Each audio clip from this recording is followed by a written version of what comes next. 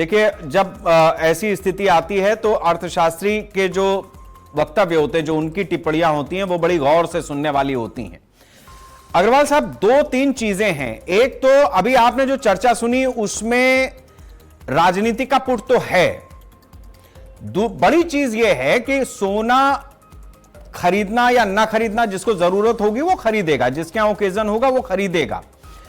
लेकिन जिस तरीके से हमने देखा कि बीते दिनों में जो सोने और चांदी का भाव भागा है, आखिर वो भागा है तो कहीं किसी के पास तो गया ही होगा। एक चीज ये है।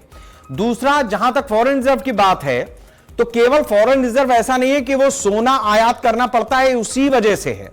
हमारे यहां बहुत सारी इंडस्ट्री ऐसी हैं जिसमें हम विदेशी पार्ट्स को एक्सपोर्ट कर रहे हैं, हमें वो भी खरीदना है अपनी इंडस्ट्री को बढ़ाए रखने के लिए या बरकरार रखने के लिए। तो उन चीजों का कितना रोल होता है। तीसरी जो बड़ी चीज है जिसमें फॉरेनर इन्वेस्टर जो है सबसे ज्यादा छिटक रहा है, वो ये कि शॉर्ट टर्म और लॉन्ग टर्म का जो इन्वेस्टमेंट होता था शेयर बाजार में, सरकार हर दोनों हाथों से तो नोच रही है उस चीज को।